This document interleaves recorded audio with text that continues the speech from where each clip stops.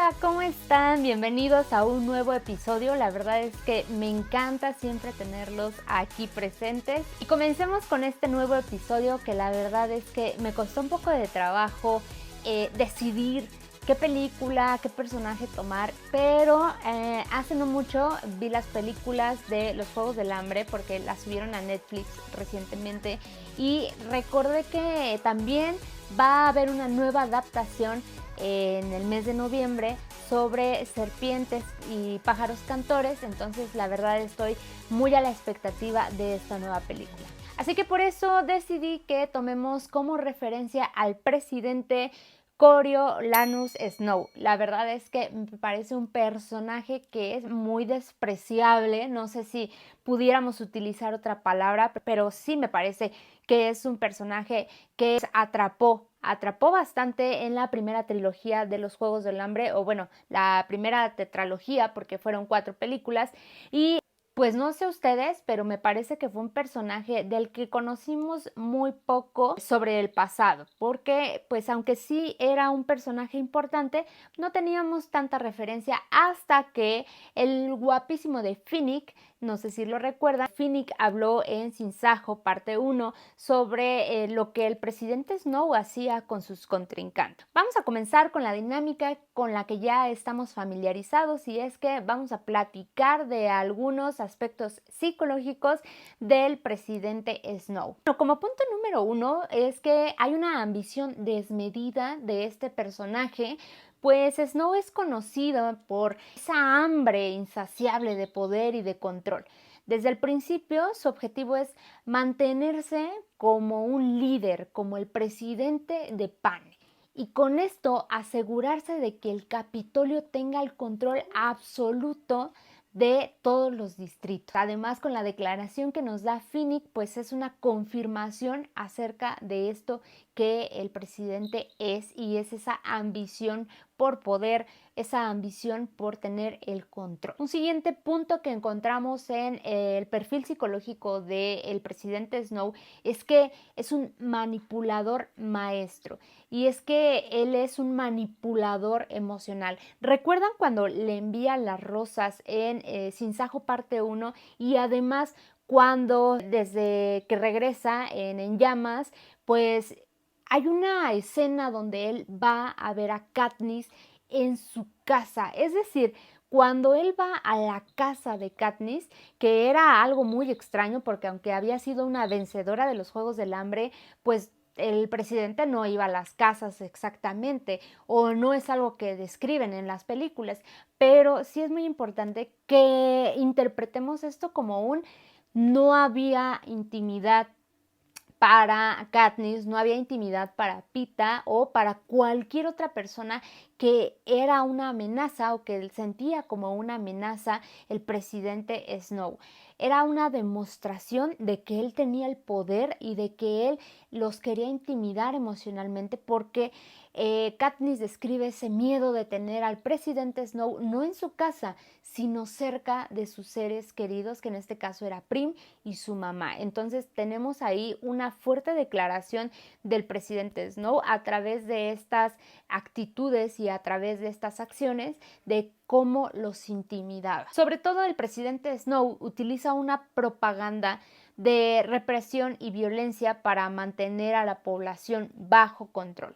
También es hábil en el arte de jugar a las facciones, es decir, que pone a los personajes en contra, y bueno, esto crea divisiones para fortalecer su propia posición. Otra característica que encontramos del presidente Snow es que tiene una falta de empatía muy grande. Y esto es porque no le importa el sufrimiento de los habitantes. Recuerden que si ustedes leyeron el libro o incluso en las películas vemos como la mayoría de los distritos están en pobreza completa, y él en ningún momento siente o se ve que sienta esta compasión por todo el pueblo. Al contrario, les hace trabajar más, continúa sintiéndose orgulloso por lo que logra con los Juegos del Hambre, y no quiero spoilearlos sobre lo que va a pasar en la película que va a salir en noviembre, pero él es una pieza fundamental y clave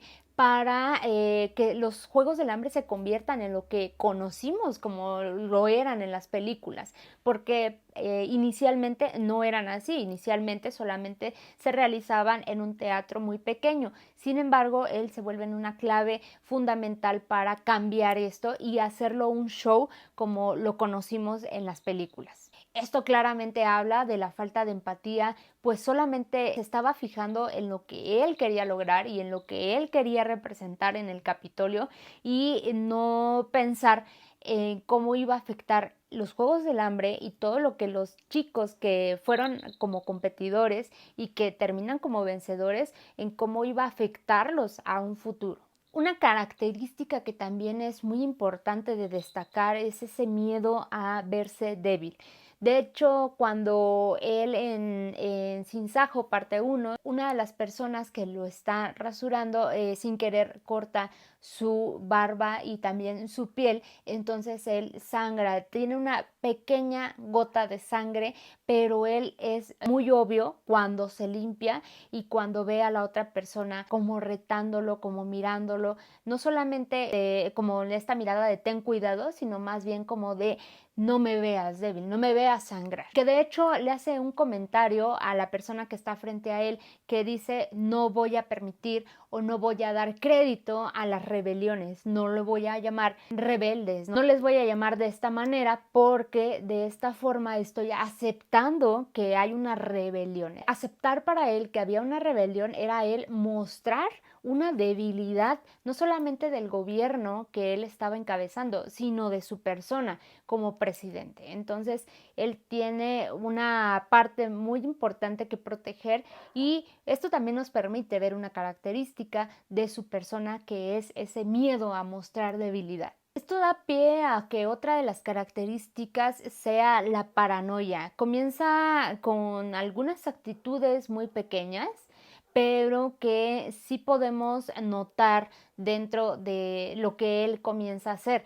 Por ejemplo, cuando prohíbe algunas señales del sinsajo. Y esta paranoia comienza a ser creciente a tal grado que les prohíbe a todos llevar una señal del sinsajo, como puede ser el peinado, porque recuerden que Katniss tenía esta trenza ladeada y que también se volvió muy famosa entre las chicas del Capitolio porque era un signo que todos querían llevar, porque Katniss y Pita se volvieron un símbolo de moda, no solamente en el Capitolio, sino también en los distritos, pero pues sabemos que en el Capitolio es donde más oportunidad había por el dinero y por eso es que se vuelven en estos símbolos de moda. Pero cuando la paranoia de Snow crece, llega a tal grado que prohíbe estos símbolos aun cuando solamente sea un peinado y que vemos en una escena que su nieta comienza a deshacerse la trenza y esto es porque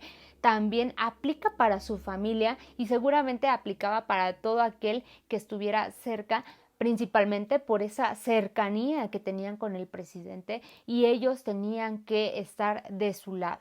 Y finalmente vemos esta obsesión continua por el control. Y no solamente este control que tiene hacia los distritos, sino también hacia su persona. Tiene un control extremo acerca de su propia imagen y de sus emociones, que rara vez muestra verdaderos sentimientos y se esfuerza por mantener una apariencia de calma, de control en todo momento. Justamente por eso decidí hablar de este personaje. Yo considero que incluso si vemos la última escena donde él está con vida y cómo se ríe cuando Katniss mata a la presidenta Coin y él es asesinado a manos de todo el pueblo de Panem, que realmente pues no creo que a todos hayan alcanzado a llegar, pero bueno, relativamente es una manera de decirlo. Creo que esa risa es como un gané porque nuevamente este control me hizo ganador y triunfador de lo que quería, que al final también era que él ya sabía que tenía la guerra perdida, que él ya sabía que iba a morir, pero que al final destruyó a uno de sus más grandes enemigos, que era la presidenta Cohen y que era la representante del Distrito 13. Entonces, me parece muy, muy importante que veamos esta última escena como algo que también él controló hasta el final y que, bueno, pues resultó ganador. ¿Ustedes qué opinan? ¿Ustedes qué opinan de este personaje? Por favor, déjenlo abajo en los comentarios. Si no se han suscrito, háganlo, porque me gustaría mucho que ustedes me digan de qué otro personaje les gustaría que habláramos. La verdad es que esta es una de mis trilogías favoritas en cuestión de libros y novelas juveniles. Es un libro muy apasionante de la historia que tiene que ver con la rebelión, una rebelión que una chica que solamente quería proteger a su hermana terminó representando y terminó cambiando la historia de Panem. Entonces, a mí me parece muy interesante en ese sentido, porque tal vez seas tú, tal vez sea tu vecino que está al lado quien pueda generar ese cambio en la sociedad como la conocemos el día de hoy. Entonces, ¿qué otro personaje te gustaría que analizáramos el perfil psicológico, ya sea de Peeta, de Gale, de Katniss, o también recomiéndame alguna película que te parezca interesante para poder presentarla en este canal? Porque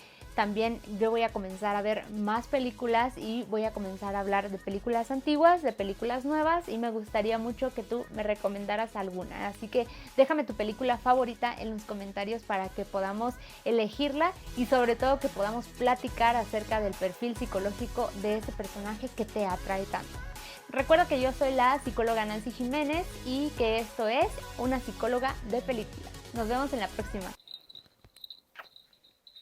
Tingolilingo, tingolilingo, tingolilingo, tingolilingo.